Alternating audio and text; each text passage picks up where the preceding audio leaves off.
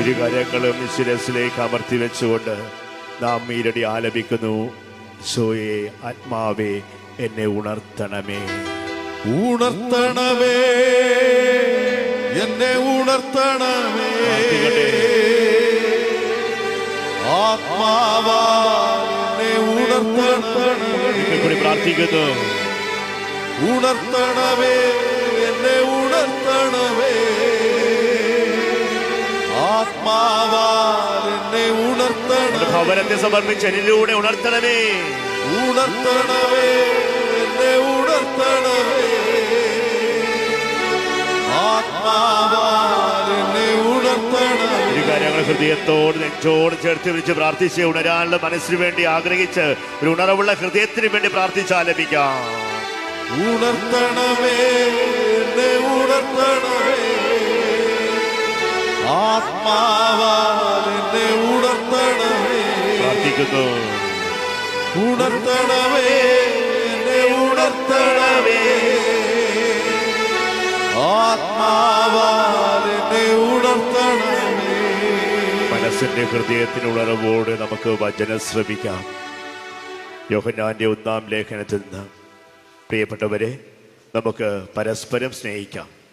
എന്തെന്നാൽ സ്നേഹം ദൈവത്തിനുള്ളതാണ്. സ്നേഹിക്കുന്നവനും ദൈവത്തിൽ ജനിച്ചവനാണ്. അവൻ ദൈവത്തെ അറിയുകയും ചെയ്യുന്നു. സ്നേഹിക്കാത്തവൻ ദൈവത്തെ അറിഞ്ഞിട്ടില്ല, കാരണം ദൈവം സ്നേഹമാണ്. സ്നേഹമായ ഈശോയെ മനസ്സിലേക്ക് വചനത്തിലൂടെ ചേർത്ത് പിടിച്ച് നമുക്ക് സ്വസ്ഥമായിട്ടിരിക്കാം.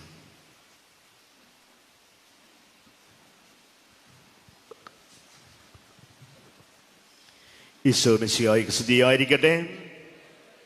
പരസ്പരം സ്തുതി ചൊല്ലിയേ. ഒന്ന് ചിരിച്ചു കൊടുക്കുക കേട്ടോ. സന്തോഷത്തോടെ ചിരിച്ചുകൊണ്ട് സ്തുതി കൊടുത്തേ. അവരെന്നെ മുഖത്ത് നോക്കി ഒരു പുഞ്ചിരിയോടുകൂടെ സ്തുതി കൊടുത്തേ. പൊട്ടിച്ചിരിച്ച കുഴപ്പമില്ല. ഈ പുഞ്ചിരിയോട് കൊടുത്തത് എന്തിനാണെന്നാ സ്തുതി കൊടുക്കാൻ പറഞ്ഞത്? അവരുടെ ആശ്വാസം കിട്ടാൻ വേണ്ടിയാ. അപ്പം ആ ചിരി കിട്ടിയപ്പോൾ ഒരു സുഖം കിട്ടിയില്ലേ? അല്ലെ, ചിരി കിട്ടാൻ വേണ്ടി കൊതിക്കുന്ന പലരും ഇവിടെയുണ്ട്. വീട്ടിൽ നിന്ന്, കുടുംബാംഗങ്ങളിൽ നിന്ന്, ജീവിത പങ്കാളിയിൽ നിന്ന്, മക്കളിൽ നിന്നൊക്കെ ചിരി കിട്ടാൻ വേണ്ടി കൊതിക്കുന്ന ആരെങ്കിലുമൊക്കെ ഇവിടെ ഉണ്ടാകും. അവർക്ക് വേണ്ടിയാണ് നമ്മളിന്ന് ആ ചിരിയോട് കൊടുത്തത്. എല്ലാവരും സുഖമാണല്ലോ അല്ലേ? സന്തോഷമായിട്ടിരിക്കുന്നോ? സുഖമാണോ? ആരും ഇല്ലേ? ദൈവമേ, സുഖമാണോ? നാം ഒന്ന് കുരിശ് വരച്ച എല്ലാവരും.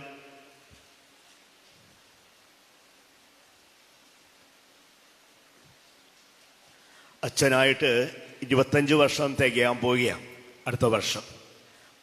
25 വർഷവും പലയിടങ്ങളിൽ ധ്യാനിപ്പിക്കാൻ ദൈവം അനുവാദം നൽകിയിട്ടുണ്ട്, അനുഗ്രഹിച്ചിട്ടുണ്ട്. പക്ഷേ അവിടെയെല്ലാം ഞാൻ ഈ കുരിശ് വരക്കാൻ തുടങ്ങുന്നു, എൻ്റെ ധ്യാനം ചിന്ത തുടങ്ങുന്ന കുരിശ് വരച്ച.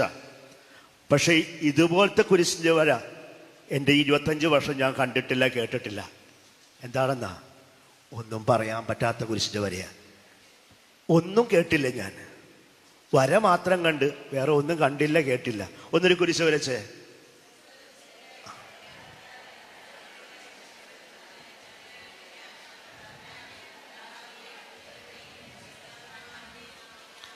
സാധനമൊക്കെ അറിയാം അല്ലേ?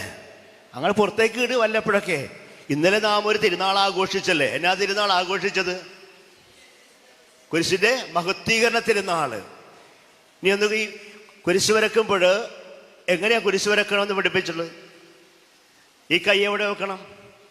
ഞാൻ ചോദിച്ചോട്ടെ, ഇപ്പൊ നിങ്ങൾ കുരിശ് വരച്ചു, എത്ര പേര് കുരിശ് വരച്ച് ശരിയായിട്ട് വരച്ചവരെന്ന് കൈപ്പൊക്കിക്കുക. എല്ലാവരും എഴുന്നേറ്റ് കുമ്പസാരക്കുട്ടിപ്പോയി കുമ്പസാരിക്കുക. പച്ചക്കള്ള അവിടെ എന്ന് പറയണം. ഒരു കാര്യം പറഞ്ഞോട്ടെ, പറയാൻ വിട്ടുപോയി. കൗൺസിലിംഗ് സൗകര്യമുണ്ട്. കൗൺസിലിംഗ് നടത്താൻ ആഗ്രഹമുള്ളവർ അങ്ങോട്ട് ചെല്ലണമെന്ന് ഓർമ്മിപ്പിക്കുന്നു. നീ കുരിശ് വരക്കുമ്പോൾ ഈ കൈ എവിടെയാ വേണ്ടത്? ചിലരുടെ വയറ്റത്തായിരുന്നു. നമുക്ക് അത്യാവശ്യം വയറാണല്ലോ അല്ലേ? ഉദരഫലമാണ് നമുക്ക് ആവശ്യം. നീ കൈ എങ്ങനെയാ പിടിക്കേണ്ടത്? എങ്ങനെയാ? അങ്ങനെ പിടിച്ചിട്ട് ഈ തള്ളവര് ഇവിടെ കൊണ്ട് വരക്കണം അല്ലേ? അല്ലേ? ശരിയല്ലേ? ആണോ? കാർന്നവന്മാര് പഠിപ്പിച്ച എങ്ങനെയാ? ഉള്ളുകൊണ്ട് വരക്കണം. ഇനി ഉള്ളുകൊണ്ടൊന്ന് വരച്ചേ.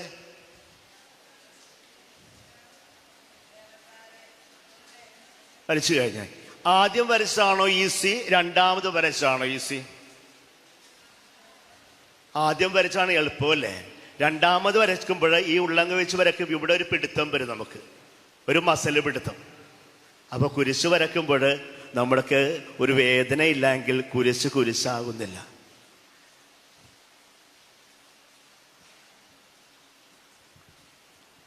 Price the lord, hallelujah. ഇപ്പോഴേ കൗൺസിലിംഗ് നടന്നുകൊണ്ടിരിക്കുകയാണ്. ഈ അടുത്ത കാലത്ത് കൗൺസിലിംഗ് നടത്തിയിട്ടില്ല എങ്കിൽ നിങ്ങൾക്ക് പോയി ഒരു കൗൺസിലിംഗ് നടത്താൻ സാധിക്കുമോ?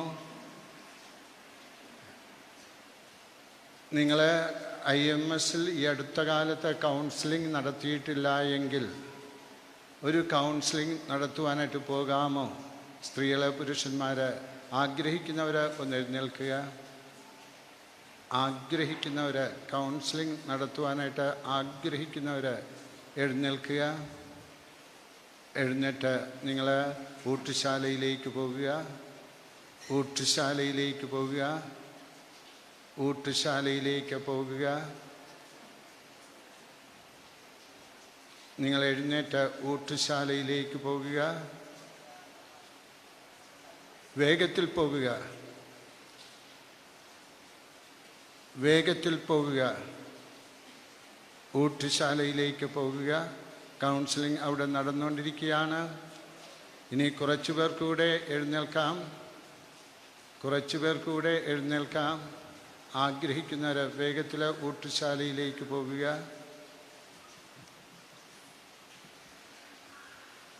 അപ്പോൾ കുരിശ് വരക്കുമ്പോൾ നമുക്കൊരു ആ കുരിശിന് നൊമ്പരമുണ്ടാകണം. ഇപ്പൊ ഞാൻ കുരിശ് വരക്കുമ്പോൾ ആ നൊമ്പരമില്ല എങ്കിൽ എൻ്റെ കുരിശ് വര പാഴാ. കാരണം ആ കുരിശിലൂടെയാണ് നമുക്കൊക്കെ രക്ഷ ലഭിച്ചത്. ആ കുരിശിനോട് ചേർന്ന് നിൽക്കുമ്പോഴാണ് ദൈവത്തിന്റെ കൃപ നമ്മളിലേക്ക്, പരിശുദ്ധ അമ്മ ആ കുരിശിനോട് ചേർന്ന് നിന്നുകൊണ്ട് ദൈവകൃപ നേടിയവളാ. ഇനി ഈ കുരിശിന്റെ മഹത്വീകരണ തിരുനാള് സഹനത്തെ തിരുനാളാക്കി മാറ്റുകയാണ്. അത് വിരോധാഭാസമല്ലേ? സഹനങ്ങളെ ആരെങ്കിലും തിരുനാളാക്കി മാറ്റുക? കുരിശ് കാണുമ്പോൾ കണ്ടം ചാടി ഓടുന്നവരാ നമ്മളൊക്കെ അല്ലേ? കുരിശ് കാണുമ്പോൾ പേടിയാ, സഹനം കേൾക്കുമ്പോൾ പേടിയാ. ഇന്ന് സഭ ഇന്നലെ ആഘോഷിച്ചു കുരിശിന്റെ മഹത്വീകരണ തിരുനാള്. അതായത് ഒരു വിശ്വാസിയുടെ ജീവിതത്തെ ഏറ്റവും പ്രധാനപ്പെട്ട ഒന്നാണ് സഹനത്തെ തിരുനാളാക്കി മാറ്റണം. ഇന്ന് സെപ്റ്റംബർ 15 മറ്റൊരു തിരുനാൾ ആഘോഷിക്കുക. എന്നാ തിരുനാളാ? പരിശുദ്ധ അമ്മയുടെ വ്യാകുല തിരുനാള്. വീണ്ടും മറ്റൊരു സഹനത്തിന് തിരുനാൾ ആഘോഷിക്കുക. പരിശുദ്ധ അമ്മ സഹനത്തെ തിരുനാളാക്കി മാറ്റി. ആ അമ്മയുടെ കൃപയുടെ കേന്ദ്രത്തിലാണ് നമ്മ നിൽക്കുന്നത്. പരിശുദ്ധ അമ്മയോടൊപ്പം നാം ഇന്ന് ഇവിടെ നിൽക്കുമ്പോൾ അമ്മയെപ്പോലെ എൻ്റെ ജീവിതത്തിലെ സഹനങ്ങളെ ഒരു തിരുനാളാക്കി മാറ്റാൻ സാധിക്കുമോ? തിരുനാളാക്കി മാറ്റാൻ സാധിക്കണമെങ്കിൽ എൻ്റെ ദൈവത്തിന്റെ സ്നേഹം ഞാൻ തിരിച്ചറിയണം. എൻ്റെ ദൈവത്തിന്റെ സ്നേഹം ഞാൻ തിരിച്ചറിയുമ്പോഴാണ് പരിശുദ്ധ അമ്മയെ പോലെ തൻ്റെ ജീവിതത്തിലുണ്ടായ സഹനങ്ങളെല്ലാം അമ്മയെക്കുറിച്ച് പറയുന്നത് സഹനത്തിന്റെ കാസയുടെ മട്ട് ഊറ്റിക്കുടിച്ചവളാ. തിരുനാളിന്റെ ഏറ്റവും ഗംഭീരമായ അവസ്ഥയിലേക്ക് അമ്മ പോവുകയാ. സഹനത്തിന്റെ കാസയുടെ മട്ടൂറ്റി കുടിച്ചു. അതിന് പരിശുദ്ധ അമ്മയ്ക്ക് ലഭിച്ച ഉൾപ്രേരണ എന്ന് പറയുന്നത് ദൈവത്തിന്റെ സ്നേഹം തിരിച്ചറിഞ്ഞവളാ. ദൈവിക സ്നേഹം തിരിച്ചറിഞ്ഞപ്പോഴാണ് ആ ദൈവത്തിന് വേണ്ടി ഏത് സഹനവും ഏറ്റെടുക്കാമെന്ന് അമ്മ വിളിച്ചു പറഞ്ഞത്. ഇതാങ്ങയുടെ ദാസി, നിന്റെ ഇഷ്ടം പോലെ നിറവേറട്ടെ. ദൈവത്തിന്റെ ഇഷ്ടം ഞാൻ സഹിക്കണം, ഞാൻ സഹനത്തിന്റെ കാസയുടെ മട്ട് ഊറ്റി കുടിക്കണമെന്ന് ദൈവം തിരുമനസ്സായെന്ന് പരിശുദ്ധ അമ്മ തിരിച്ചറിഞ്ഞപ്പോൾ ആ ദൈവത്തോടുള്ള സ്നേഹത്തെ പ്രതി അമ്മ പറഞ്ഞതാണ് ഫിയാത്ത്, നിന്റെ ഇഷ്ടം പോലെ നിറവേറട്ടെ. Praise the lord, hallelujah. യേശുവേ നന്ദി, യേശുവേ ആരാധന, യേശുവേ സ്തുതി, യേശുവേ മഹത്വം. എങ്കിൽ ആ ദൈവത്തിന്റെ സ്നേഹം അമ്മയോടൊപ്പം ഇവിടെ ഇരുന്ന് നാം തിരിച്ചറിയണം. മലാക്കിയുടെ പുസ്തകം 1-ാം അധ്യായത്തില് ദൈവം ഇപ്രകാരം പറയുന്നുണ്ട്, ഞാൻ എൻ്റെ ഇസ്രായേൽ ജനത്തെ സ്നേഹിച്ചു, ഞാൻ എൻ്റെ ഇസ്രായേൽ സ്നേഹിച്ചുവെന്ന് പരപിതാവായ ദൈവം പറയുമ്പോൾ ആ ഇസ്രായേൽ തിരിച്ചു ചോദിക്കുകയാണ്, മലാഖിയിലുള്ള ഇസ്രായേൽ തിരിച്ചു ചോദിക്കുകയാണ്, എങ്ങനെയാണ് നീ ഞങ്ങളെ സ്നേഹിച്ചത്? ദൈവം പറഞ്ഞു, ഞാൻ നിങ്ങളെ സ്നേഹിച്ചു. എന്നാൽ അവർ തിരിച്ചു ചോദിക്കുകയാണ്, നീ എങ്ങനെയാണ് ഞങ്ങളെ സ്നേഹിച്ചത്? നമ്മ ഒത്തിരി കേട്ട് തഴപ്പിച്ച ഒരു വാക്കാണ് ദൈവസ്നേഹം എന്ന് പറയുന്നത്. എന്നാൽ ദൈവം സ്നേഹമാണ് ഇന്നും നാം വായിച്ചു. ആ ദൈവം എങ്ങനെയാണ് എന്നെ സ്നേഹിച്ചത്? ആ ദൈവത്തിന്റെ സ്നേഹത്തിന്റെ പ്രത്യേകത എന്ത്? മലാഖിയുടെ പുസ്തകത്തിൽ ചോദിക്കുന്നു, എങ്ങനെയാണ് ദൈവമേ നീ എന്നെ സ്നേഹിച്ചത്? ഇന്ന് അമ്മയുടെ സന്നിധാനത്തിരിക്കുമ്പോൾ അമ്മയെപ്പോലെ ആ ദൈവിക സ്നേഹം തിരിച്ചറിയണമെങ്കിൽ നമുക്ക് ഒന്ന് ചോദിക്കാൻ സാധിക്കും ദൈവത്തോട്, ദൈവമേ നീ സ്നേഹമാണെങ്കിൽ എങ്ങനെയാണ് നീ എന്നെ സ്നേഹിച്ചത്? എന്നെ സ്നേഹിച്ച ഒരു ദൈവത്തെ ഞാൻ തിരിച്ചറിയുമ്പോഴാണ് അമ്മയെപ്പോലെ നമുക്കും ആ ദൈവത്തിന് വേണ്ടി ജീവിക്കുവാൻ സാധിക്കും. പ്രിയപ്പെട്ടവരെ, ദൈവമേ നീ എങ്ങനെയാണ്? ഇന്നത്തെ നമ്മുടെ ചോദ്യം അതാ. അമ്മയോടൊപ്പം നിന്നുകൊണ്ട് ചോദിക്കുകയാണ് ദൈവത്തോട്, ദൈവമേ നീ എങ്ങനെയാണ് എന്നെ സ്നേഹിച്ചത്? ഈ മലാഖിയ പുസ്തകത്തിൽ ചോദിക്കുമ്പോൾ അതിനുള്ള ഉത്തരം കിട്ടുന്നത് യോഹന്നാൻ 3:16 അതിനെ ഉത്തരം ലഭിക്കുന്നത് 3:16 യോഹന്നാനിന്. തന്റെ ഏകജാതനെ നൽകുവാൻ തക്ക വിധം ദൈവം ലോകത്തെ അത്രമാത്രം സ്നേഹിച്ചു എന്ന് പറയാമോ? പറഞ്ഞു തരാം, ഏറ്റു ചെല്ലാമോ? തന്റെ ഒന്നും കഴിച്ചില്ലേ ദൈവമേ? തന്റെ ഇവിടെ ഒന്ന് പറഞ്ഞ, തന്റെ പോരാ, തന്റെ കേട്ടാ, അതുകൊണ്ട് ഇങ്ങോട്ട് പോരട്ടെ. തന്റെ നിൽക്കുന്നേ, ഞങ്ങളുടെ ആൾക്കാർ പറഞ്ഞേ കേട്ടോട്ടെ, ചതിച്ചേക്കല്ലേ. തന്റെ കേട്ടാ, കണ്ടുപഠിക്ക് കേട്ടുപഠിക്ക്. അപ്പൊ ഒരുമിച്ച് പറഞ്ഞ്, തന്റെ ഏകജാതനെ നൽകുവാൻ തക്കവിധം ദൈവം ലോകത്തെ അത്രമാത്രം സ്നേഹിച്ചു. Praise the lord, hallelujah. യേശുവേ നന്ദി, യേശുവേ മഹത്വം, യേശുവേ സ്തുതി, ഹല്ലേലൂയ. ഇത് ലോകത്തെയാ. നമുക്കൊന്ന് വചനം മാറ്റി വായിക്കാം. നമ്മളൊക്കെ വചനം വായിക്കുന്നവരല്ലേ വീട്ടിലല്ലേ? അല്ലേ? വീട്ടിൽ നിന്ന് ഇറങ്ങി ഹോസ്പിറ്റലിൽ പോകണം. ഇന്നലെ വല്ലാത്തൊരു നെഞ്ചുവേദന, ഒന്ന് ഹോസ്പിറ്റലിൽ പോകാം. പോകും മുമ്പ് എന്ത് ചെയ്യും? വിശ്വാസികളെ നമ്മൾ നമ്മുടെ പ്രാർത്ഥനാ മുറി വന്ന് ഒന്ന് പ്രാർത്ഥിച്ചിട്ട് ബൈബിൾ ഇങ്ങനെ തുറന്നു നോക്കും, അല്ലെ? ഇങ്ങനെ അടച്ചിട്ട് ഒരു സ്തുതിപ്പക്കായി തുറന്നു നോക്കും.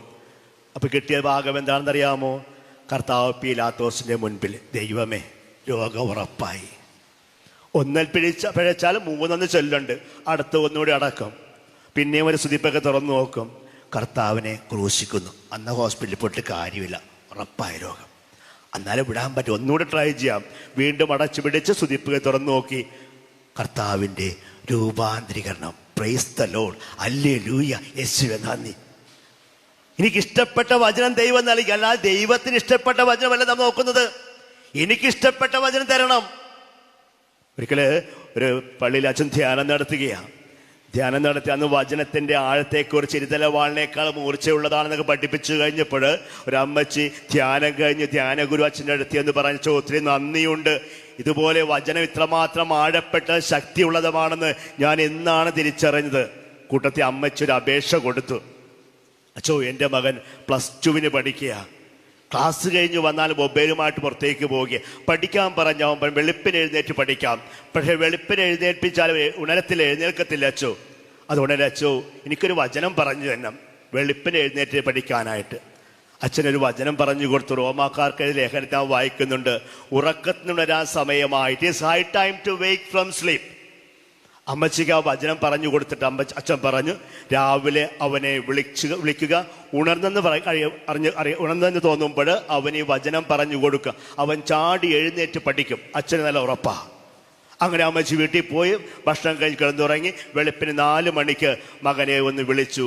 അവൻ ഉണർന്നെന്ന് മനസ്സിലാക്കിയപ്പോൾ അമ്മച്ചി ഈ വചനം പറഞ്ഞു കൊടുത്തു, മോനെ ഈശോ പറയുന്നു ഉറക്കത്തിനുണരാൻ സമയമായി. അവൻ 1 വയസ്സത്തേക്ക് ചരിഞ്ഞു കിടന്നു.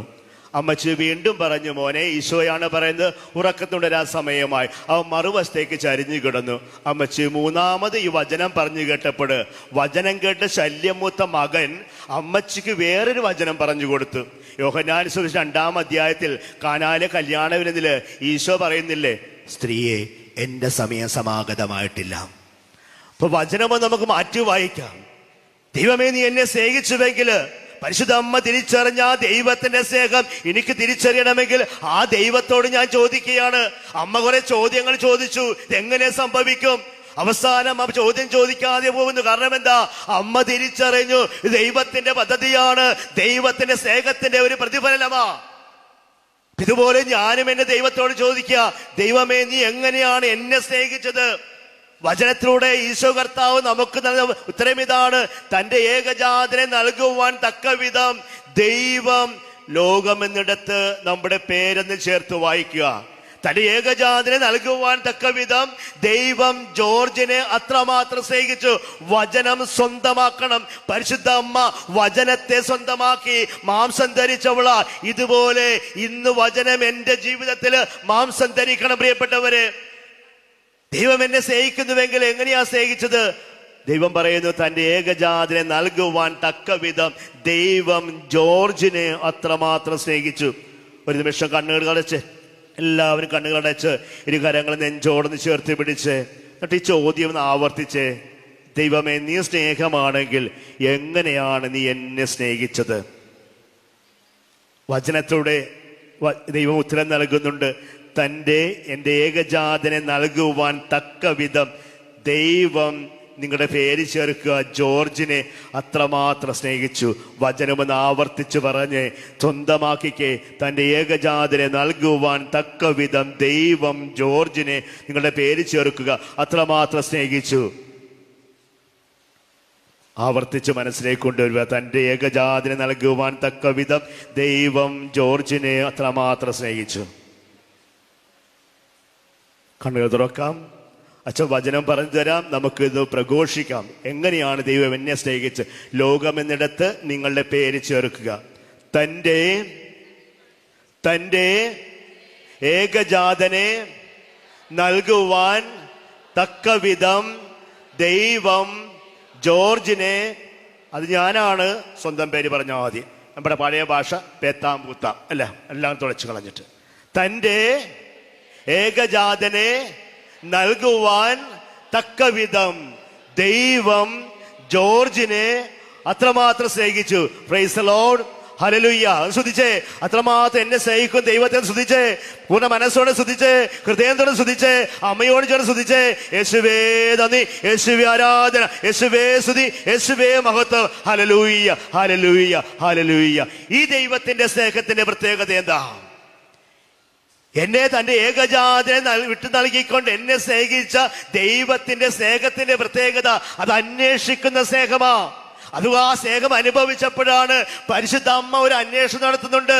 എലിസബത്തിന്റെ അരികിലേക്ക്, കാനായിലെ കല്യാണവിലെ അടുക്കള ഭാഗത്തേക്ക് അമ്മ ഊഴിട്ടിറങ്ങുകയാ, അന്വേഷിക്കുക. കാരണം അമ്മ അനുഭവിച്ച ആ ദൈവത്തിന്റെ സ്നേഹത്തിന്റെ പ്രത്യേകതയാണ് അന്വേഷിക്കുന്ന സ്നേഹമാ. ഉൽപ്പത്തി പുസ്തകം 3-ാം അധ്യായത്തില് ആദ്യ മാതാപിതാക്കള് പാപം ചെയ്ത് ദൈവം ഒരേ ഒരു കൽപ്പനയാ കൊടുത്തത് അല്ലേ? എന്നാ കൽപ്പനയാ കൊടുത്ത ദൈവം ആദ്യ മാതാപിതാക്കൾക്ക്?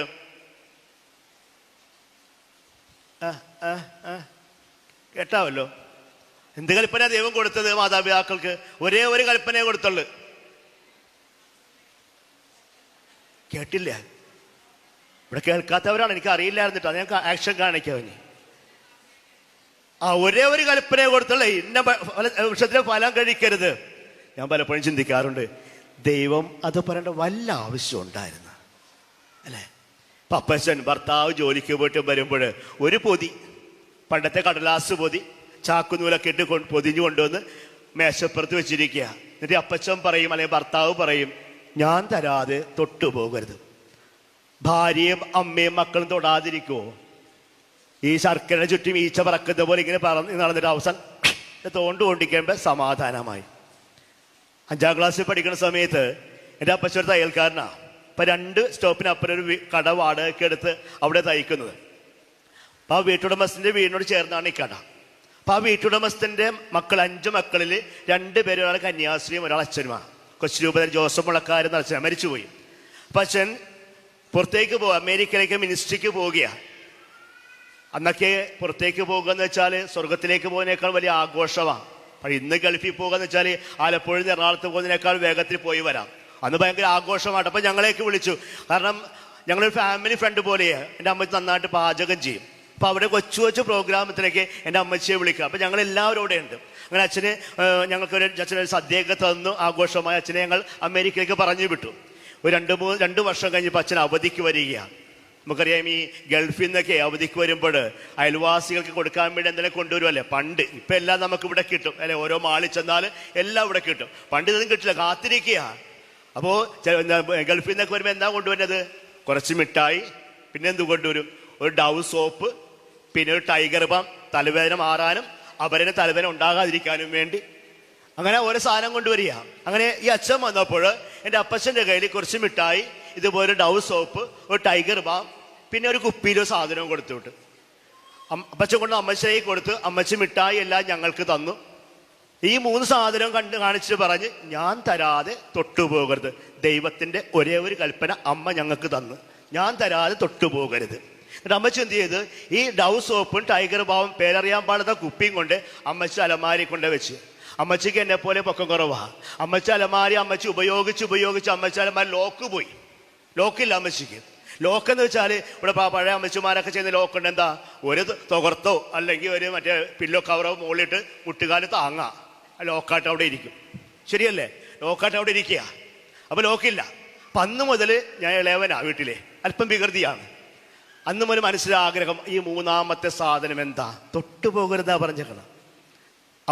ദിവസമായ ശനിയാഴ്ച ഉച്ചക്ക് ഞങ്ങളെല്ലാവരും അടുക്കള ഭാഗത്ത് ഊണ് കഴിക്കുകയാണ്. ഊണ് കഴിച്ചിട്ട് ഞാൻ മുഖം കഴുകാൻ പുറത്തേക്ക് പോയി. തിരിച്ച് അതേപടി വന്നില്ല, യൂട്ടേൺ എടുത്ത് വീടിൻ്റെ വാതിക്കൽ വന്ന് മെയിൻ ഡോറിൻ്റെ അകത്തുകൂടി അകത്ത് കയറി അപ്പച്ചൻ അമ്മച്ചി കിടക്കുന്ന മുറിയിൽ ചെന്നു. അമ്മച്ചി അപ്പച്ചൻ എല്ലാവരും ഭക്ഷണം കഴിക്കുകയാണ്. ശബ്ദമുണ്ടാക്കിയാൽ കേട്ട് കഴിഞ്ഞ് അമ്മച്ചി ഓടി വരും. കയ്യിൽ എന്താണോ ഉള്ളത് അത് വെച്ച് അടിക്കും. കത്തിയെങ്കിൽ കത്തി, ചട്ടമെങ്കിൽ ചട്ട കടിച്ചിരിക്കും. അതുകൊണ്ട് പതുക്കെ ഡോറ് തുറന്നു. ലോക്കില്ലാത്തതുകൊണ്ട് എളുപ്പമായി ഡോർ തുറന്നപ്പോൾ 3 തിരിശേഷിപ്പ്, ഡവ് തിരിശേഷിപ്പ്, ടൈഗർ ബാം തിരിശേഷിപ്പ്, പേരറിയാൻ പാടില്ലാത്ത തിരിശേഷിപ്പ്. ഈ 2ഉം എനിക്ക് ഉറപ്പായി സോപ്പും ഇത് ടൈഗർ ബാവുമാണെന്ന്. 3ാമത്തത് എന്താണെന്ന് അറിയണം. അതിനാ പോയത്.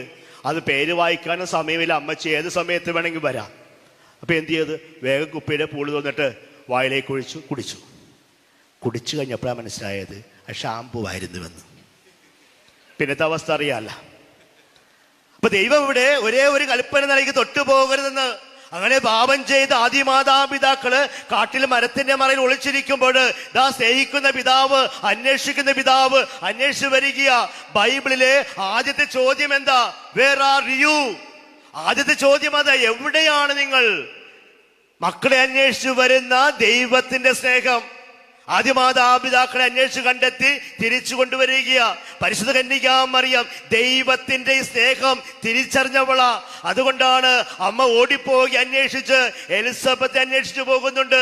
എലിസബത്ത് ഒരിക്കലും അമ്മയെ വിളിച്ചു പറഞ്ഞതല്ല. ഇമെയിൽ വിട്ടില്ല, വാട്സപ്പിൽ മെസ്സേജ് വിട്ടില്ല, SMS വിട്ടില്ല, ഫോൺ വിളിച്ചില്ല, ഒന്നും ചെയ്തില്ല. മറിച്ച് അമ്മ ഓടിപ്പോയി അന്വേഷിച്ചു പോകുക. കാരണം അമ്മ തിരിച്ചറിഞ്ഞ സ്നേഹമുണ്ട്. ദൈവത്തിന്റെ അന്വേഷിച്ച സ്നേഹം. തന്നെ അന്വേഷിച്ചു കണ്ടെത്തിയ പരിസമ്മയെ തന്നെ അന്വേഷിച്ചു കണ്ടെത്തിയവ.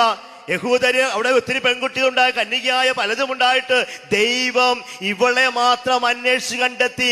ആ ദൈവത്തിന്റെ സ്നേഹത്തിന്റെ പ്രത്യേകതയാണെന്ന് അമ്മ തിരിച്ചറിയുക. അമ്മയ്ക്കും അതേ സ്നേഹം അനുഭവം ഉണ്ടായി. ആ സ്നേഹം ചേർത്ത് പിടിച്ചപ്പോൾ അമ്മയ്ക്കും ഓടേണ്ടി വരുന്നു, അന്വേഷിച്ചു പോകുക എലിസബത്തിനരിലേക്ക്. അതുകൊണ്ടാണ് പരിസമ്മയുടെ പ്രത്യേകത എന്ന് പറയുന്നത് the sensitivity to the needs of others. നമുക്കില്ലാതെ പോയ കാര്യമാ the sensitivity to the needs of others. മറ്റുള്ളവരുടെ കാര്യങ്ങൾ കണ്ടറിഞ്ഞ് പ്രവർത്തിക്കാനുള്ള അമ്മയുടെ വലിയ നന്മയാ. Praise the lord, hallelujah. യേശുവേ നന്ദി, യേശുവേ ആരാധന, യേശുവേ സ്തുതി, യേശുവേ മഹത്വം. അതെ, അമ്മ അന്വേഷിച്ചു പോവുകയാണ്. കാരണം തന്നെ അന്വേഷിച്ച ഒരു ദൈവിക സ്നേഹമുണ്ട്. തന്നെ അന്വേഷിച്ച് കണ്ടെത്തിയ ഇത്രയും ആ വലിയ സമൂഹത്തിൽ നിന്ന് ഇവളെ മാത്രം, എന്നെ മാത്രം പ്രത്യേകമാവിധം സെലക്ട് ചെയ്ത ആ ദൈവിക സ്നേഹം അമ്മ അനുഭവിച്ചപ്പോൾ അമ്മയ്ക്കും ഇതുപോലെ അന്വേഷിക്കാതിരിക്കാൻ പറ്റുന്നില്ല.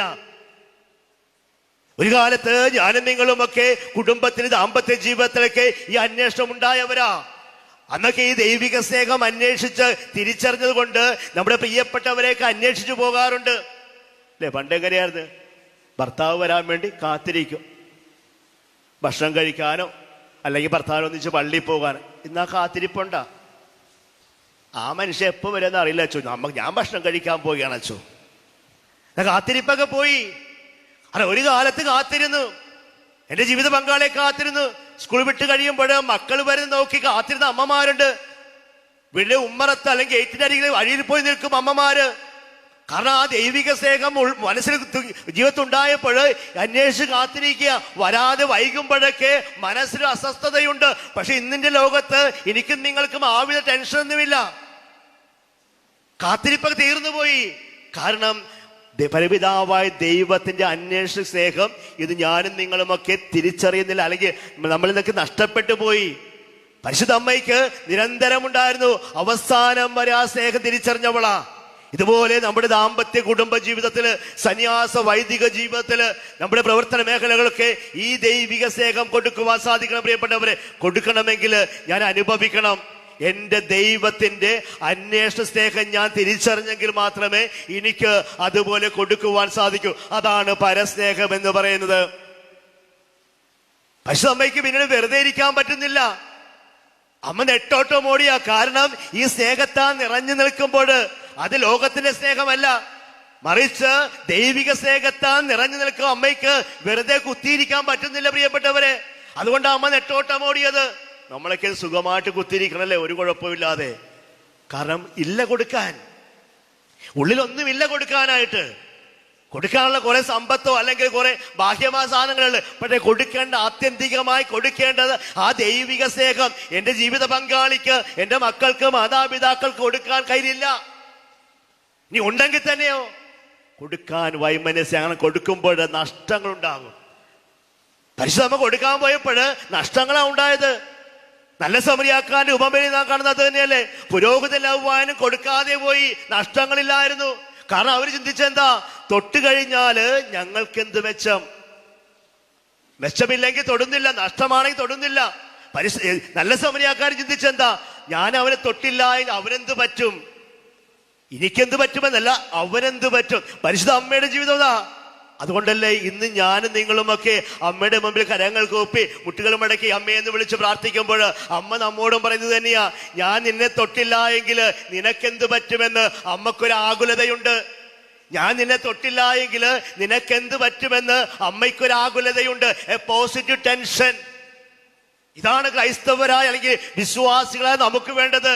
എന്റെ കുടുംബത്തെ ഞാൻ തൊട്ടില്ല എങ്കിൽ, എന്റെ കുടുംബത്തെ, എന്റെ ജീവിത പങ്കാളി, എന്റെ മക്കളെ, മാതാപിതാക്കളെ ഞാൻ തൊട്ടില്ല എങ്കിൽ അവർക്കെന്ത് പറ്റുമെന്ന് ഒരു ആകുലത പ്രിയപ്പെട്ടവരെ നമുക്കുണ്ട്. ഇന്ന് എന്റെ സഭയെ ഞാൻ തൊട്ടില്ല എങ്കിൽ ആ സഭയ്ക്ക് എന്ത് പറ്റുമെന്ന് നമ്മുടെ ജീവിതത്തിലുണ്ട് ഒരു ആകുലതയുണ്ട്, ഒരു പോസിറ്റീവ് ടെൻഷൻ. നമുക്കില്ലത്. ദൈവത്തിനുണ്ടായിരുന്ന ടെൻഷൻ. അതുകൊണ്ടാണ് ദൈവം ഓടിപ്പോയി മക്കളെ അന്വേഷിച്ച് കണ്ടെത്തിയത്. അതേ സ്നേഹം അമ്മ തന്റെ ജീവിതത്തിലേക്ക് നിറച്ചു വെച്ചപ്പോൾ അമ്മയ്ക്കും ആകുലതയുണ്ട്, ഇന്നുമുണ്ട്. അതുകൊണ്ടാണ് ഞാനും നിങ്ങളുമൊക്കെ അമ്മയുടെ അടുത്തേക്ക് ഓടി വരികയും അമ്മയെക്കുറിച്ച് പറയുമ്പോൾ 100 നാവാ. അമ്മ നമ്മുടെ സ്വകാര്യ അഹങ്കാരമാ. കാരണം എന്താ? അമ്മയുടെ അടുത്തേക്ക് വരുന്നവർ ആരും നിരാശപ്പെട്ടു പോകില്ല. അമ്മ പറയും, ഭയപ്പെടും, നിന്നെ ഞാൻ തൊട്ടില്ല എങ്കിൽ. അപ്പോഴല്ലേ കാനായിലെ കല്യാണം അമ്മ അതാ ചിന്തിച്ചത്. ഇറങ്ങി ചെന്നിട്ട് അമ്മ കണ്ടിട്ട് തിരിച്ചു പോകുന്നില്ല. അമ്മയ്ക്ക് ആകുലതയായി. കാരണം അവിടെ ഞാൻ തൊട്ടില്ല എങ്കിൽ അവർക്കെന്ത് പറ്റുമെന്ന് അമ്മയ്ക്ക് ആകുലതയായി. അതുകൊണ്ട് അമ്മയ്ക്ക് ചെയ്യാവുന്ന അമ്മ ചെയ്തു കൊടുത്തു. കാരണം ആ ദൈവത്തിന്റെ സ്നേഹം അമ്മ തിരിച്ചറിഞ്ഞു. ഒന്നാമത് ദൈവത്തിന്റെ സ്നേഹം എന്ന് പറയുന്നത് അന്വേഷിക സ്നേഹമാണ്. വീണ്ടും ദൈവത്തിന്റെ സ്നേഹത്തിന്റെ പ്രത്യേകത എന്ന് പറയുന്നത് ശബ്ദമില്ലാത്തവർക്ക് ശബ്ദമായി മാറുന്ന ദൈവത്തിന്റെ സ്നേഹം. ഉൽപ്പത്തി പുസ്തകം 4-ാം അധ്യായത്തില് ഒരു ഹാഗാറിനെ കുറിച്ച് പറയുന്നുണ്ട്. ഹാഗാർ എന്ന് പറഞ്ഞ സ്ത്രീ. ആരാണ് ഈ ഹാഗാർ?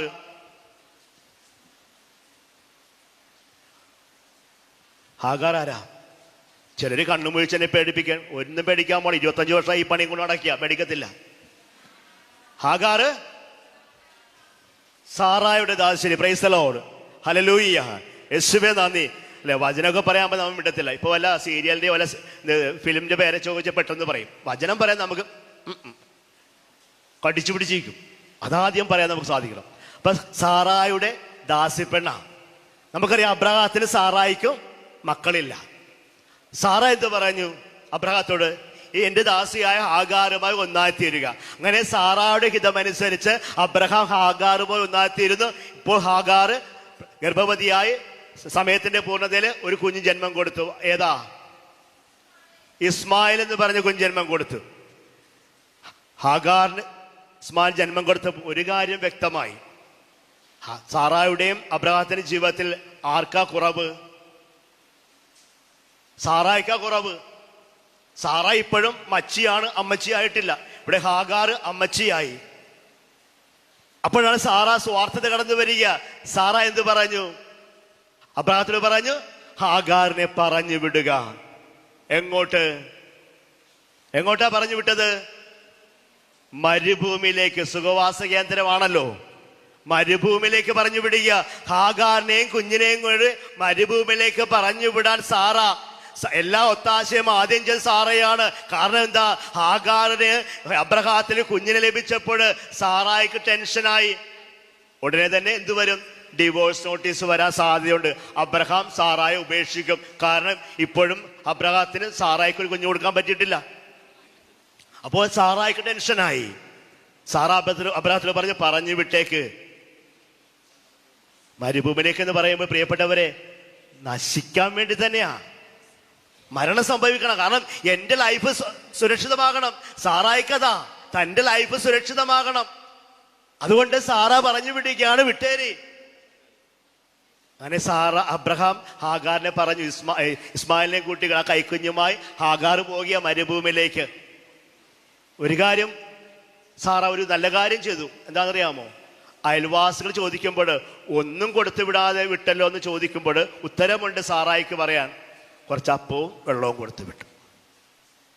ആ അപ്പവും വെള്ളവും കുടിച്ച് മരുഭൂമിയിലൂടെ പോകുന്ന ഹാഗാറ് ഈ വെള്ളവും അപ്പവും തീർന്നു കഴിഞ്ഞപ്പോഴും വചനം നാം വായിക്കുന്നില്ലേ? ഹാഗാറ് തന്റെ കുഞ്ഞിനെ മാറ്റി നിർത്തിയിട്ട് പുറംതിരിഞ്ഞ് ആകാശത്തേക്ക് നോക്കിക്കൊണ്ട് പ്രാർത്ഥിക്കും, ദൈവമേ, എന്റെ മകന്റെ മരണം കാണാനുള്ള ശക്തി എനിക്കില്ല. എന്റെ മകന്റെ മരണം കാണാൻ ശക്തിയില്ല. ഹാഗാർ ഓർക്കുക, ദാസിപ്പെണ്ണ. അവൾക്ക് വേണ്ടി വക്കാലത്ത് പറയാൻ ആരുമില്ല അവിടെ. കാരണം വില കൊടുത്ത് വാങ്ങിയവളാ. അതുകൊണ്ട് ആരും അവൾക്ക് വേണ്ടി വക്കാലത്ത് പറയുന്നില്ല. ആരും വന്ന് ചോദിക്കുന്നില്ല. അവൾക്ക് ആകെ ആശ്രയം ദൈവത്തിങ്കല. അതുകൊണ്ട് ഹാഗാർ മുഖം തിരിഞ്ഞിരിക്കുക പ്രാർത്ഥിക്കുന്നുണ്ട്. ദൈവം അവളുടെ കണ്ണുനീര് കാണുന്നുണ്ട്. ആരും പോരും ഇല്ലാത്തവർക്ക് ദൈവം തുണയുണ്ടെന്ന് വ്യക്തമാ. അവിടെ ദൈവം ദൂതനയച്ചുകൊണ്ട് ഹാഗാറിനെയും ഇസ്മായിലിനെയും മരുഭൂമിയിൽ നിന്ന് പച്ചപ്പിന്റെ നാട്ടിലേക്ക് കൊണ്ടുപോയി മറ്റൊരു സമൂഹത്തെ സൃഷ്ടിക്കുക. Price the lord, hallelujah. യേശുവേ നന്ദി, യേശുവേ ആരാധന, യേശുവേ സ്തുതി, യേശുവേ മഹത്വം. അതേ പ്രിയപ്പെട്ടവരെ, ശബ്ദമില്ലാത്തവർക്ക് ശബ്ദമായി തീർന്ന ദൈവിക സ്നേഹം പരിശുദ്ധ അമ്മയുടെ ജീവിതം അതായിരുന്നു. പ്രിയപ്പെട്ടവരെ, അമ്മ നിസ്സഹായ അവസ്ഥ നിൽക്കുന്നതാണ്. എവിടെയും ഒറ്റപ്പെട്ട് നിൽക്കുക. ആരുമില്ല അമ്മയ്ക്ക് വേണ്ടി എന്ന് പറയുവാൻ, ഒന്ന് സഹായിക്കാൻ. പലതും മനസ്സിലേക്ക് കടന്നു വന്നിട്ട് പോലും ഒന്നും പറഞ്ഞു കൊടുക്കാൻ ആരുമില്ല. ഒരു നിസ്സഹായ അവസ്ഥ നിൽക്കുന്നു. എന്തിനേറെ കുരിശുയാത്രയിൽ പോലും അമ്മ നിസ്സഹായ അവസ്ഥ നിൽക്കുക. ഒന്നും ചെയ്യാൻ പറ്റാത്തവ. പക്ഷെ അവിടെ ദൈവം അമ്മയുടെ കൂടെ ഉണ്ടായിരുന്നു. ഇതാ അങ്ങനെ ദാസി എന്ന് പറഞ്ഞ് തന്നെ എളിമപ്പെടുത്തി ഹാഗാറിനെ പോലെ അമ്മയും വിളിച്ചു പറഞ്ഞു, ഞാൻ ദൈവത്തിന് മുമ്പിൽ ദാസിയാ. ദൈവത്തിന് മുമ്പിൽ ദാസിയാ. ഈ ദാസിയായ അമ്മ പിന്നീട് ദാസിപ്പണി ചെയ്യുക. ദാസി എന്ന് പറഞ്ഞാൽ യജമാനു വേണ്ടി രാവും പകലും അധ്വാനിക്കുക. ഒന്നും തിരിച്ചു കിട്ടുമെന്ന് പ്രതീക്ഷയില്ല. യജമാന്റെ ഒരു പ്രശംസ കിട്ടുമെന്ന് പ്രതീക്ഷയില്ല. ഇവിടെ അമ്മയും ചെയ്തതല്ലേ. ഒരു ദാസി എന്ന് വിളിച്ചു പറഞ്ഞിട്ട് അമ്മ ദാസിപ്പണി ചെയ്യുക. എലിസബത്ത് അരികിൽ പോയപ്പോഴും കാനായിലെ കല്യാണ വിരുന്ന് പോയപ്പോഴും ഒക്കെ ദാസിപ്പണി ചെയ്ത. അവിടെ അമ്മ അഹങ്കരിച്ചില്ല. താൻ ദൈവത്തിന്റെ അമ്മയാണെന്ന് പറഞ്ഞുകൊണ്ട് അവിടെ ഇരുന്നില്ല. അമ്മ വിളിച്ചു പറഞ്ഞു, ഞാൻ ദാസിയാ. ആ ഒറ്റപ്പെട്ട് പോയപ്പോഴൊക്കെ അമ്മയ്ക്ക് ശക്തി ലഭിച്ചത് ഈ ദൈവിക സ്നേഹമായിരുന്നു. പ്രിയപ്പെട്ടവര്, കുരിശിൻ കീഴിൽ നിന്നപ്പോഴും നിസ്സഹായ അവസ്ഥ തന്റെ മകന്റെ ആ വേദന നടുവില് ആ കുരിശ് വഹിച്ചുകൊണ്ട് യാത്ര പോയപ്പോൾ, മുട്ടുകൾ പൊട്ടി രക്തമൊഴിയപ്പോൾ, ചാട്ടവാർ അടിയേൽക്കുമ്പോഴൊക്കെ വെറുതെ കണ്ടു നിൽക്കാൻ മാത്രമേ അമ്മക്ക് സാധിച്ചുള്ളൂ. പക്ഷെ അമ്മ പതറുന്നില്ല. അമ്മ പരാതി പറയുന്നില്ല. ആരെയും കുറ്റപ്പെടുത്തുന്നില്ല. ദൈവത്തെ പോലും പഴിചാരിയില്ല. അത് കാരണം ദൈവം എന്റെ കൂടെയുണ്ട്, ഞാൻ ഒറ്റക്കല്ല. Praise the lord, hallelujah. യേശുവേ നന്ദി, യേശുവേ ആരാധന. ഞാൻ ഒറ്റക്കല്ല എന്ന് അമ്മയ്ക്ക് ഉറപ്പുണ്ടായിരുന്നു. ദാസിയുടെ പണിയെടുക്കുകയാ. ഈ അമ്മയെ അനുഭവിച്ച ആ സ്നേഹം, ഞാൻ ഒറ്റക്കല്ല എന്നൊരു ബോധ്യം, ആ സ്നേഹം, ശബ്ദമില്ലാത്ത എനിക്ക് ദൈവം കൂടെയുണ്ട് എന്നൊരു ബോധ്യമുണ്ടെങ്കിൽ പ്രിയപ്പെട്ടവരെ, ഞാനും നിങ്ങളും ജീവിതത്തിൽ തളർന്നു പോകില്ല. എന്റെ ദൈവം എന്റെ കൂടെയുണ്ട് എന്നൊരു വിശ്വാസം, ബോധ്യമുണ്ടെങ്കിൽ ജീവിതത്തെ ഏത് പ്രതികൂല സാഹചര്യം വന്നാലും ഒരിക്കലും പതറിപ്പോകില്ല. പ്രിയപ്പെട്ടവരെ, എന്തേ ഞാനും നിങ്ങളും ഇന്ന് നിസ്സാര കാര്യങ്ങളുടെ മുമ്പിൽ, അത് കുടുംബത്തിലായിരുന്നാലും സന്യാസി എവിടെയായി നിസ്സാര കാര്യത്തിന് പതറിപ്പോകുന്നു, മടുത്തു പോകുന്നു, ജീവിതം വേണ്ടാന്ന് വെക്കുന്നു? ഈ ഒരു ശക്തിയിലെ കുറിച്ച് ഞാൻ ചിന്തിക്കുന്നില്ല. എന്റെ ദൈവം എന്റെ കൂടെയുണ്ട്. ഈശോ പറഞ്ഞെന്താ? ഭയപ്പെടേണ്ട, യുഗാന്ത്യം വരെ ഞാൻ നിന്നോട് കൂടെയുണ്ട്. അങ്ങനെ ദാസിയായി തീർന്നപ്പോൾ ദൈവം അമ്മയ്ക്ക് കൊടുത്ത വലിയ സ്ഥാനമല്ലേ ദൈവത്തിന്റെ അമ്മയായി. യോഹന്നാൻ സുവിശേഷം 12:26 നാം വായിക്കുന്നുണ്ട്. ഈശോ പറയുന്നുണ്ട്, എന്നെ ശുശ്രൂഷിക്കുന്നവനെ എന്റെ പിതാവ് ബഹുമാനിക്കും. Praise the lord, hallelujah. യേശുവേ നന്ദി, യേശുവേ ആരാധന, യേശുവേ മഹത്വം. എന്നെ ശുശ്രൂഷിക്കുന്നവനെ എന്റെ പിതാവ് ബഹുമാനിക്കും. വചനം സത്യമാ, പറഞ്ഞവൻ വിശ്വസ്തനാ. ഈശോ പറഞ്ഞു, എന്നെ ശുശ്രൂഷിക്കുന്നവനെ. പരിശുദ്ധ അമ്മ ഈശോയെ ശുശ്രൂഷിച്ചവളാണ്. വചനം പറയുന്ന, എന്നെ ശുശ്രൂഷിക്കുന്ന ആരായാലും ശരി, എന്നെ ശുശ്രൂഷിക്കുന്ന ആരായാലും ശരി, അവനെ അല്ലെങ്കിൽ അവളെ എന്റെ പിതാവ് ബഹുമാനിക്കും. ഈശോയെ പരിശുദ്ധ അമ്മ ശുശ്രൂഷിച്ചപ്പോൾ വചനം പ്രാവർത്തികമാക്കപ്പെടുകയാ. പരപിതാവായ ദൈവം അമ്മയെ ബഹുമാനിച്ചു. ദൈവത്തിന്റെ അമ്മയാക്കി മാറ്റിയില്ലേ? സകല മനുഷ്യരുടെ അമ്മയാക്കി മാറ്റിയില്ലേ? സഭയുടെ അമ്മയാക്കി മാറ്റിയില്ലേ? നമ്മുടെ എല്ലാവരുടെയും അമ്മയാക്കി മാറ്റിയില്ലേ? കുരിശിൻ കീഴിൽ വെച്ച് യോഹന്നാന് അമ്മയെ നൽകിക്കൊണ്ട് ഈശോ പറഞ്ഞില്ലേ, ഇതാ നിന്റെ അമ്മ. Price the lord, hallelujah. യേശുവേ നന്ദി, യേശുവേ ആരാധന, യേശുവേ സ്തുതി, യേശുവേ മഹത്വം. ആ അമ്മയുടെ മനസ്സ് നമുക്കുണ്ടാകണം. പ്രിയപ്പെട്ടവരെ, ദൈവത്തിൽ അടിയുറച്ച് വിശ്വസിക്കുക. ദാങ്ങയുടെ ദാസി എന്ന് പറഞ്ഞ് ദൈവത്തെ അടിയുറച്ച് വിശ്വസിച്ചു. ആ ദാസ്യവേല ചെയ്തു. ആ ദാസ്യവേല ചെയ്തപ്പോൾ സഹനങ്ങളുണ്ടായി, അസ്വസ്ഥതകളുണ്ടായി. പക്ഷെ അതെല്ലാം നെഞ്ചോട് ചേർത്ത് പിടിച്ചു.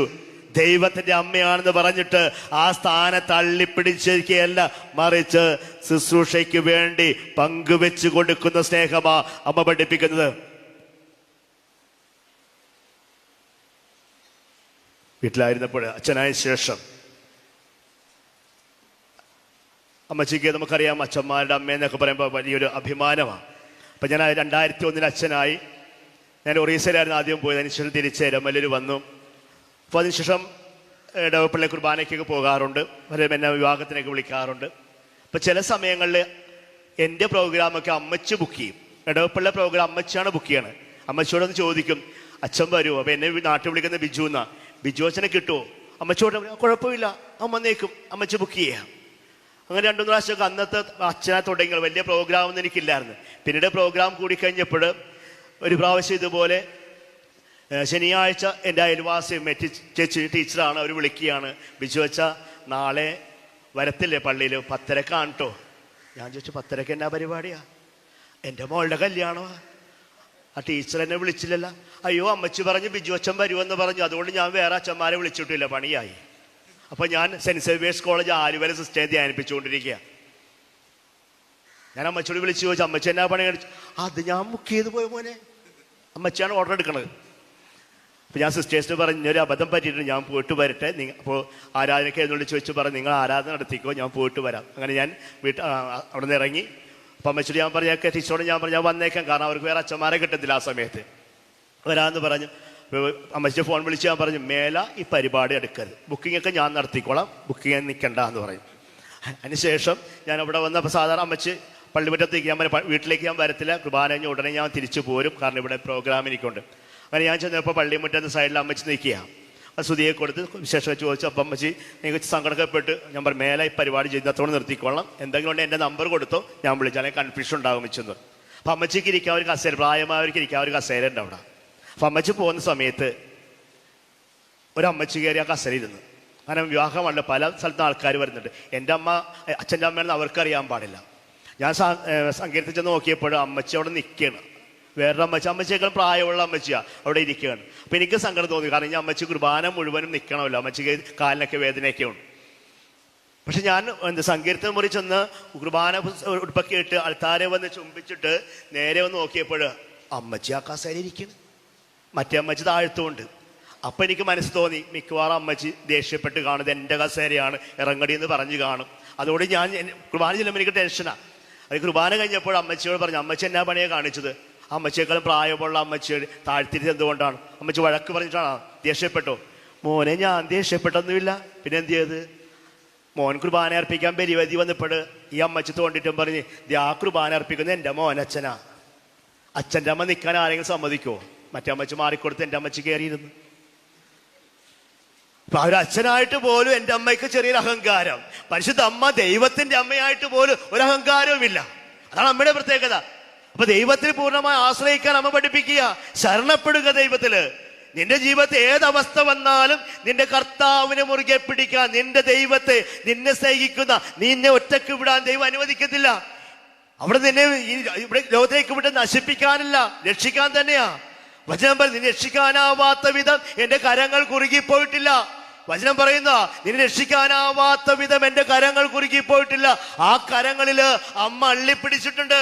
അതാണ് അമ്മയുടെ ബലമായിരുന്നത്. അതുകൊണ്ട് എന്താ, അവിടെ നിന്ന് ഇവിടെ നിന്നൊക്കെ കുത്തുവാക്കുകളൊക്കെ നിന്ദനങ്ങൾ വന്നിട്ടും അമ്മ പതറിയില്ല, തളർന്നില്ല. അമ്മ ചങ്കൂറ്റത്തോടെ നിന്ന്. കാരണം എന്താ? എന്റെ ദൈവം എന്റെ കൂടെയുണ്ട്. പ്രൈസ് ദി ലോർഡ്, ഹല്ലേലൂയ, യേശുവേ നന്ദി. പ്രിയപ്പെട്ടവരെ, നമ്മുടെയൊക്കെ ജീവിതത്തിൽ ഇത് തന്നെയാണ് വേണ്ടത്.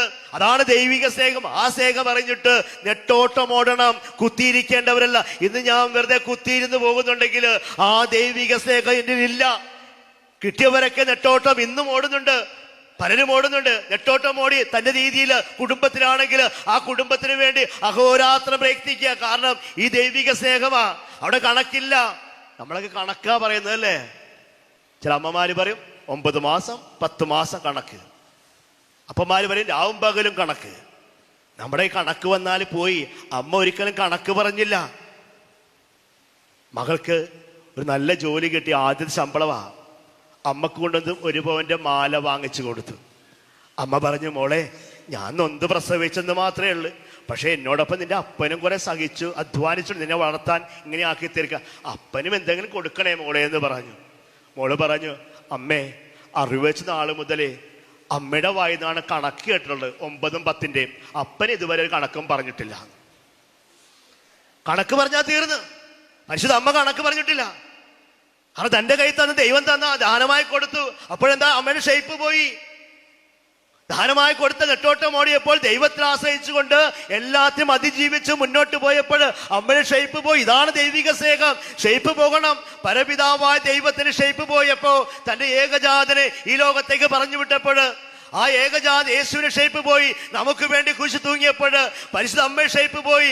ആ യേശുവിനെ മറ്റുള്ളവർ പകർന്നു കൊടുത്തപ്പോൾ, തന്നെ കൊണ്ട് ആവും ചെയ്തപ്പോഴൊക്കെ, സഹനങ്ങൾ ഏറ്റെടുത്തപ്പോഴൊക്കെ പരിശുദ്ധ അമ്മയുടെ ഷേപ്പ് പോയി. പക്ഷേ നമുക്ക് ഷേപ്പ് പോയിട്ടുണ്ടോ? നമ്മളൊക്കെ ഷേപ്പ് കൂട്ടാൻ പരിശ്രമിക്കുന്നവരാ.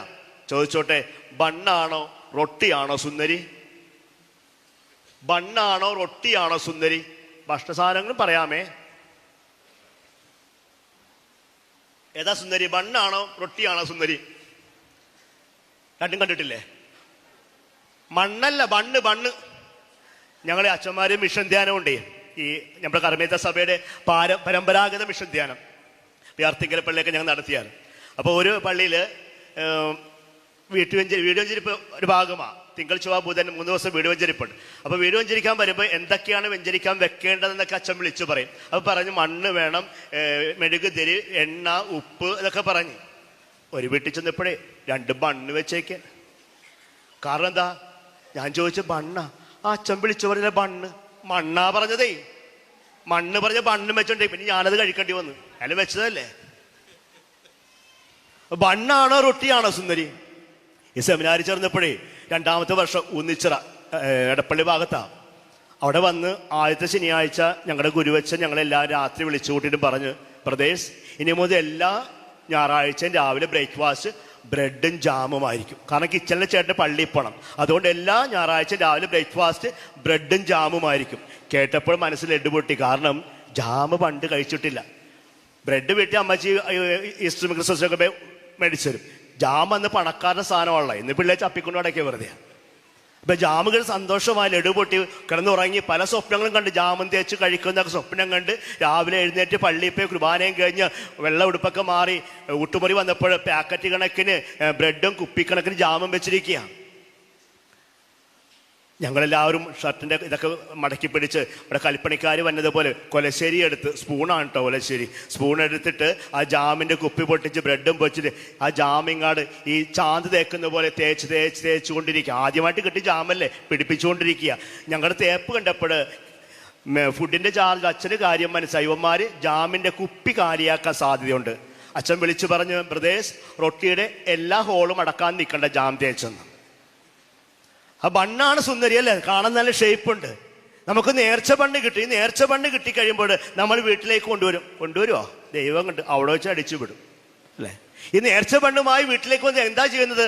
അത് സ്കെയിൽ എടുത്തിട്ട് അല്ലേ അളക്കാൻ തുടങ്ങും. ഭർത്താവിന് 1/2 സെന്റിമീറ്റർ, ഇന്നലെ ഉടക്കാണെങ്കിൽ അതുമില്ല. അമ്മായിയമ്മക്ക് 1 ഇഞ്ച് ആണോ?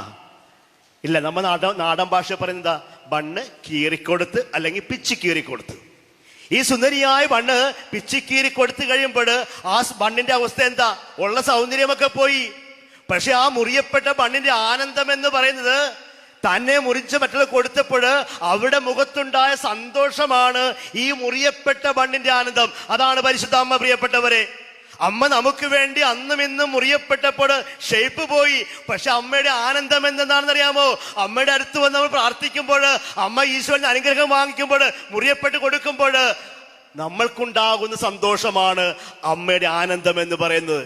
ഷേപ്പ് പോയാലും കുഴപ്പമില്ല അമ്മയ്ക്ക്. നമുക്ക് ആനന്ദം സന്തോഷമുണ്ടാകാൻ അത് കണ്ടിട്ട് ആനന്ദിക്കുന്ന അവളെ നമ്മുടെ അമ്മ. Price the lord, hallelujah.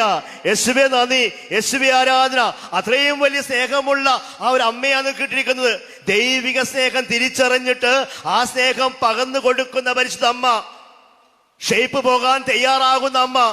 ഈ അമ്മയുടെ മക്കളായി നമുക്ക് ജീവിക്കാൻ സാധിക്കുക. അമ്മ ഒന്നേ പറയുന്നുള്ളൂ, ദൈവത്തിന്റെ സ്നേഹം തിരിച്ചറിയുക നിന്റെ ജീവിതത്തില്.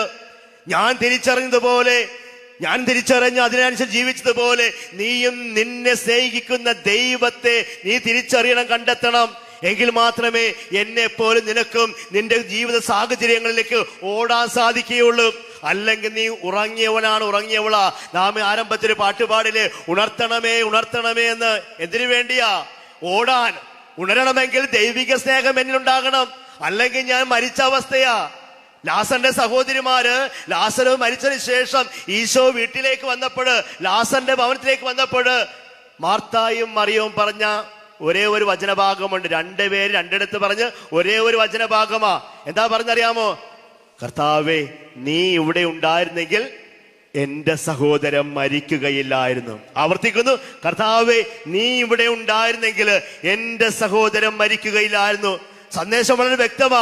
കർത്താവിന്റെ അസാന്നിധ്യം മരണവും, കർത്താവിന്റെ സാന്നിധ്യം ജീവനുമാ. ദൈവത്തിന്റെ സ്നേഹം നിറയപ്പെടുമ്പോൾ നമ്മളൊക്കെ ജീവന്റെ തുടിപ്പുണ്ടാവും പ്രിയപ്പെട്ടവരെ. അതല്ല എങ്കിൽ മരിച്ച അവസ്ഥയാ, മരണ സംസ്കാരമാ. അത് കുടുംബത്തിലാകാം, ദാമ്പത്യ ജീവിതത്തിലാകാം, വ്യക്തിബന്ധങ്ങളിലാകാം. ഈ മരണ സംസ്കാരത്തിൽ നിന്ന് ജീവനുള്ള സംസ്കാരത്തിലേക്ക്, ജീവന്റെ തുടിപ്പിലേക്ക് ഞാനും നിങ്ങൾ കടന്നു വരണം. അതാണ് അമ്മ ആഗ്രഹിക്കുക. അതിന് അമ്മ പറയും, നീ ദൈവത്തെ ഉറ്റുനോക്കുക, ആ ദൈവികസിനെ തിരിച്ചറിയുക. ദൈവത്തെ അകന്നുകൊണ്ട്, ദൈവത്തെ പഴിചാരിക്കൊണ്ട് ഇസ്രായേൽ ജനം ജീവിച്ചപ്പോൾ ദൈവത്തിന് കോപമുണ്ടാകും. നാം ഇന്നലെ വായിച്ചു.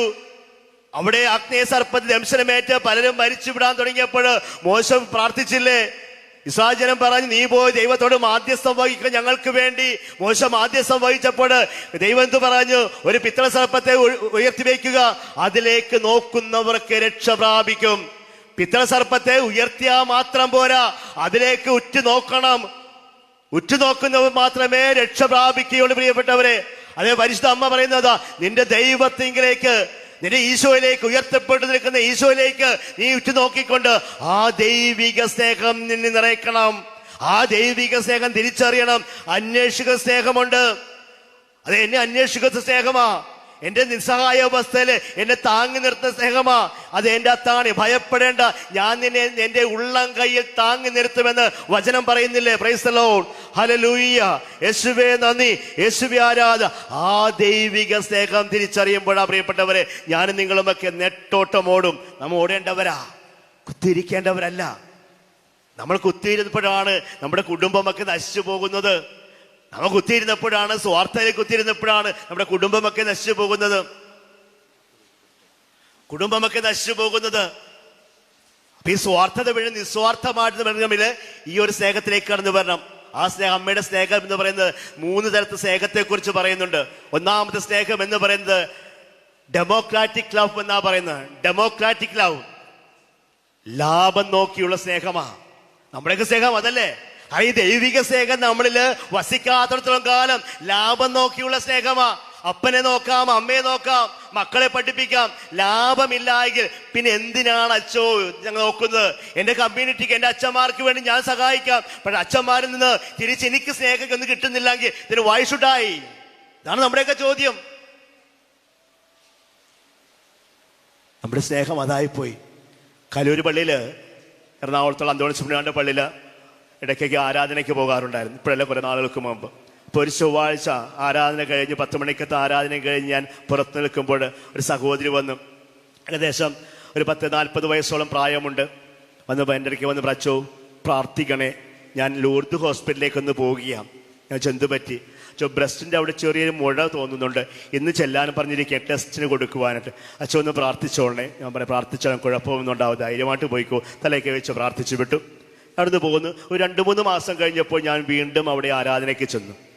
ഇതുപോലെ പുറത്ത് നിൽക്കുമ്പോൾ ഈ സഹോദരി ഓടി വന്നിട്ട്, അച്ഛൻ എന്നെ ഓർമ്മയുണ്ടോ? പെട്ടെന്ന് ഞാൻ ഓർത്തില്ല. എന്നാൽ അവൾ ഈ സാഹചര്യം പറഞ്ഞു. ഞാൻ അച്ഛൻ വന്ന് പ്രാർത്ഥിക്കണം, എൻ്റെ ബ്രസ്റ്റിന് മുഴയുണ്ടെന്ന് പറഞ്ഞു.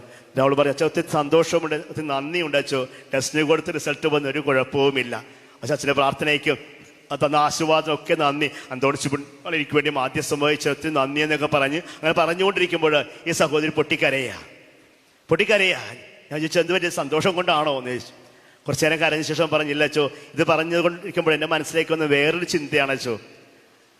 ഞാൻ അച്ഛനോട് പറഞ്ഞു, ഹോസ്പിറ്റലിൽ പോയി ടെസ്റ്റിന് കൊടുക്കുകയും ചെയ്ത് തിരിച്ച് വീട്ടിൽ വന്ന് എൻ്റെ ഭർത്താവിനോട് പറഞ്ഞു, പ്രാർത്ഥിക്കണേ, ടെസ്റ്റിന് കൊടുത്തിട്ടുണ്ട്, ഒന്നും ഇല്ലാതിരുന്നാൽ മതിയായിരുന്നു എന്ന് പറഞ്ഞു. അപ്പം എൻ്റെ ഭർത്താവ് എന്നോട് പറഞ്ഞൊരു കാര്യം ഓർത്ത് കരഞ്ഞു പോയതാ. ടെസ്റ്റിന് കൊടുത്തത് കൊള്ളാം, പക്ഷേ റിസൾട്ട് വരുമ്പോൾ ക്യാൻസർ ആണെങ്കിൽ അതിൻ്റെ ശുശ്രൂഷയ്ക്ക് വേണ്ടി, ട്രീറ്റ്മെൻറ്റിന് വേണ്ടി 5 പൈസ ഞാൻ മുടക്കത്തില്ല. ആരാ? സ്വന്തം ഭർത്താവ് പറഞ്ഞു.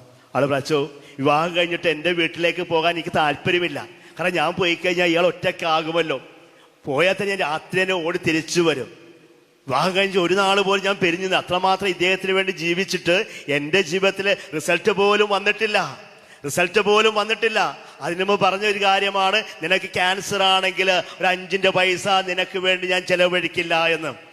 രാവും പകൽ ഇദ്ദേഹത്തിന് വേണ്ടി അടുപ്പിൽ പുക ഉണ്ടവളാ, അയാൾക്ക് ഇഷ്ടമുള്ള സാധനം ഞാൻ ഉണ്ടാക്കി കൊടുത്തിട്ടുണ്ട്.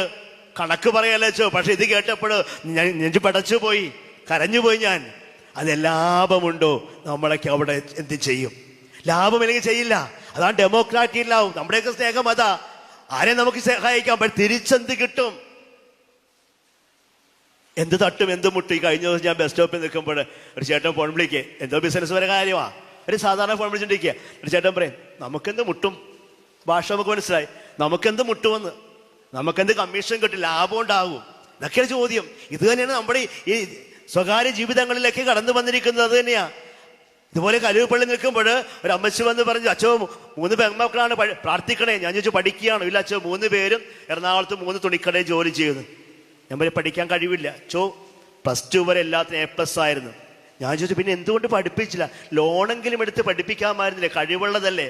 അപ്പോൾ ആ ചേച്ചി എന്നോട് നോക്കി ചിരിച്ചിട്ട്, ജോർജത്ത് എന്നെ അറിയാമെന്ന് ചോദിച്ചു. ഞാൻ പറയാം, എൻ്റെ അച്ഛോ ഈ ലോണൊക്കെ എടുത്ത്, വിദ്യാഭ്യാസ ലോണൊക്കെ എടുത്ത് പഠിപ്പിച്ച് ജോലി കിട്ടിക്കഴിയുമ്പോൾ അവരെയും കൊണ്ട് കാക്ക പോകത്തില്ല അച്ഛോ എന്ന്. എനിക്ക് ആദ്യം മനസ്സിലായി കാക്ക ഏതാണ്. ഞാൻ കാക്ക ഏതാ? അല്ല, അതുങ്ങൾ കെട്ടിക്കൊണ്ടിരുത്താൻ പോകില്ല. പിന്നെ ലോൺ ഞാൻ ആരടക്കും?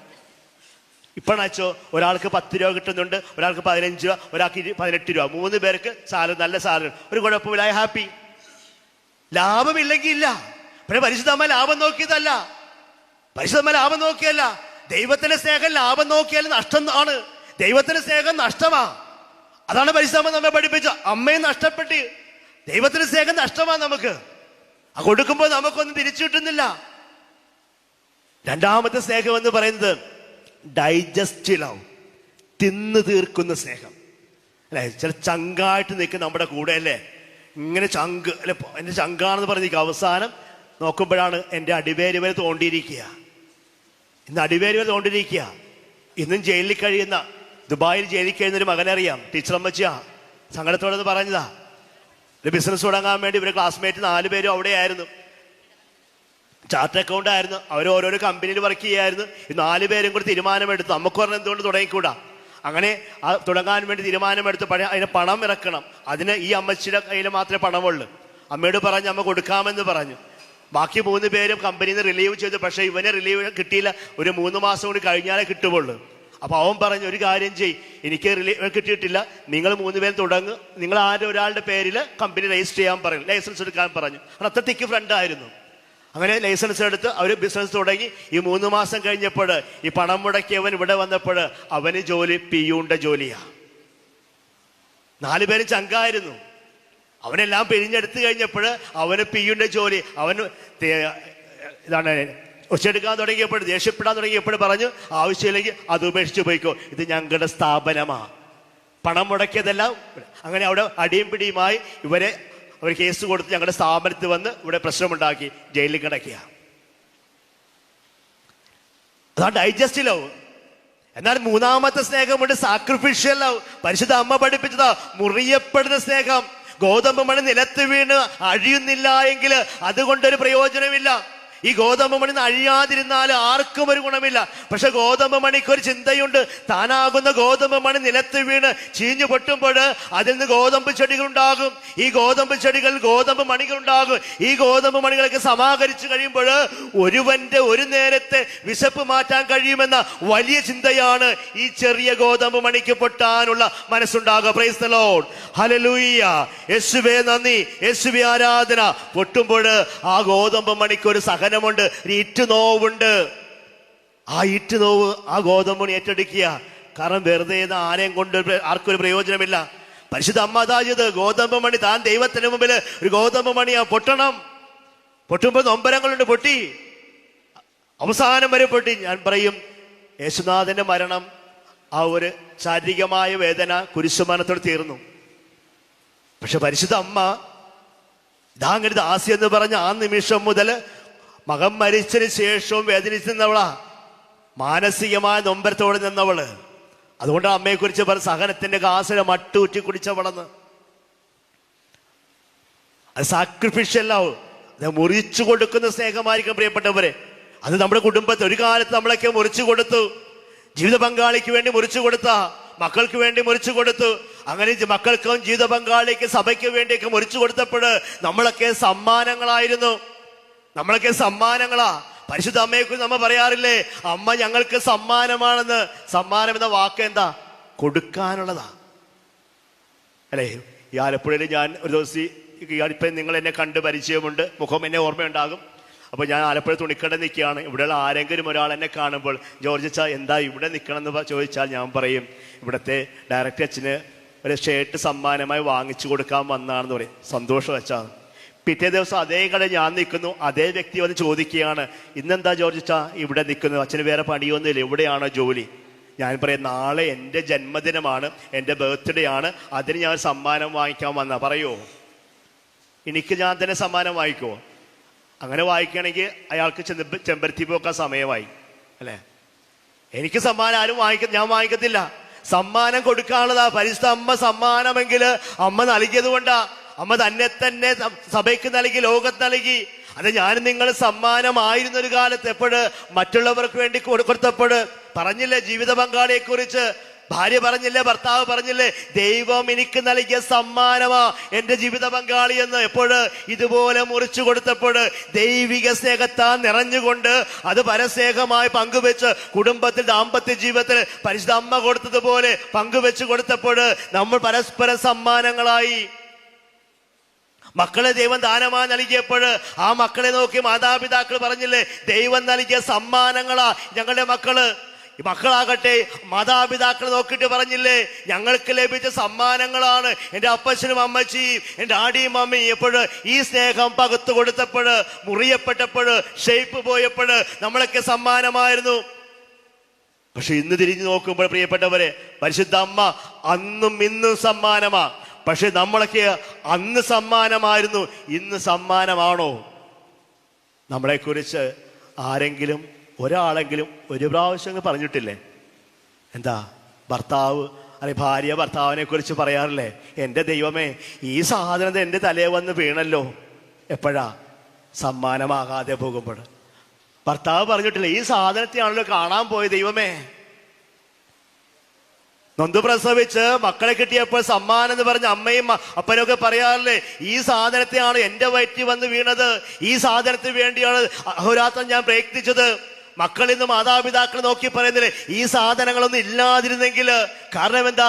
പരസ്പരം പൊട്ടാൻ സാധിക്കുന്നില്ല, സാക്രിഫിഷ്യൽ ലവ് കൊടുക്കാൻ സാധിക്കുന്നില്ല, പരിശുദ്ധ അമ്മയെ പോലെ നിരന്തരമായി സ്നേഹം കൊടുക്കാൻ സാധിക്കാതെ പോയപ്പോൾ നമ്മളൊക്കെ വെറും സാധനങ്ങളായി ചുരുങ്ങി. പക്ഷെ ഓർക്കുക പ്രിയപ്പെട്ടവരെ, സ്നേഹത്താൽ നിറഞ്ഞു നിൽക്കുന്നവരെന്നും സമ്മാനമാ. അതാണ് പരിശുദ്ധ അമ്മ നമുക്ക് അന്നും ഇന്നും ഇനിയും പരിശുദ്ധ അമ്മ സമ്മാനമാ. കാരണം കൊടുക്കാൻ തിടുക്കത്തോടെ നിൽക്കുന്ന അമ്മ. എലിസബത്തിന് സമ്മാനമായി, കനാലെ കല്യാണം സമ്മാനമായി, ഈശോയ്ക്ക് സമ്മാനമായി കൊടുത്തു, ഈശോയ്ക്ക് വേണ്ടിയെല്ലാം സപ്പോർട്ട് ചെയ്തു. എങ്കിലും നമുക്കും അതുപോലെ സമ്മാനമായി തീരാൻ സാധിക്കട്ടെ പ്രിയപ്പെട്ടവരെ. അപ്പൊ ദൈവത്തിന്റെ സ്നേഹം തിരിച്ചറിഞ്ഞ് അത് നമ്മുടെ ജീവിതത്തേക്ക് ഉൾക്കൊണ്ട് അത് മറ്റുള്ളവർക്ക് പകർന്നു കൊടുത്ത് നമുക്കും ഒരു കൊച്ചു സമ്മാനമായി തീരാം. സ്നേഹത്തിൽ ജീവിച്ചുകൊണ്ട് ദൈവിക സ്നേഹത്തിൽ ജീവിക്കാം. അങ്ങനെ പരിശുദ്ധ അമ്മയെ പോലെ നമുക്കും നിരന്തരം ഓടാൻ സാധിക്കട്ടെ. ഉണർവോടെ മറ്റുള്ള ജീവിതത്തിലേക്ക് ഇറങ്ങിച്ചെന്നുകൊണ്ട് അവരുടെ കാര്യങ്ങൾ കണ്ടറിഞ്ഞ് ചെയ്തു കൊടുക്കുന്ന നല്ല വിശ്വാസികളായി, നല്ല ദൈവമക്കളായി, നല്ല അമ്മയുടെ മക്കളായി ജീവിക്കാൻ നമുക്ക് പരിശ്രമിക്കാം. അല്ല, വലിയ കൃപയ്ക്കായി നമുക്ക് പ്രാർത്ഥിക്കാം. കരങ്ങൾ ഉയർത്തി സ്തുതിക്കാം.